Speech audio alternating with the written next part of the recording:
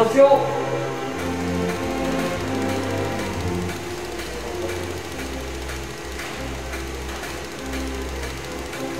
Jean-Luc Dupuis, je suis chercheur à l'INRA d'Avignon dans l'unité d'écologie des forêts méditerranéennes.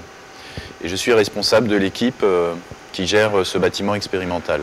Initialement, cet outil avait été conçu pour réaliser des travaux, on va dire, empiriques, c'est-à-dire comparer la propagation du feu suivant différentes modalités de pente et de combustible, c'est-à-dire une litière plus ou moins épaisse, un combustible plus ou moins sec, une charge de combustible, c'est-à-dire une quantité de combustible plus ou moins importante.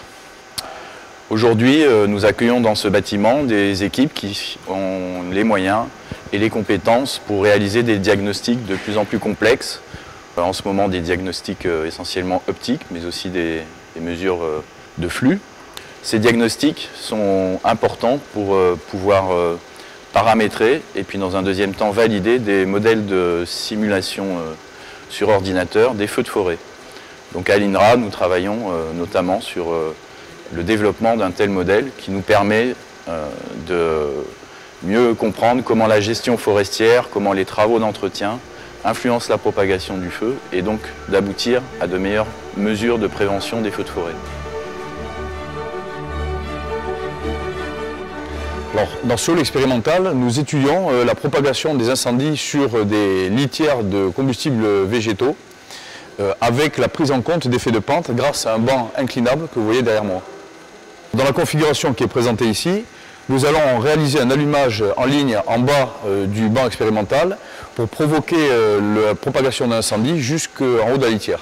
L'objectif de ces expériences est de faire des mesures de vitesse par méthode optique et des mesures de transfert thermique par des méthodes intrusives, des capteurs qui sont placés en haut de la litière, afin de produire des résultats qui vont nous permettre d'établir des corrélations entre la vitesse et les transferts thermiques, d'abord pour mieux comprendre les phénomènes mis en jeu dans la propagation des incendies avec effet de pente, et ensuite, dans un second temps, de produire des données empiriques destinées aux gens qui font de la modélisation, de la simulation numérique.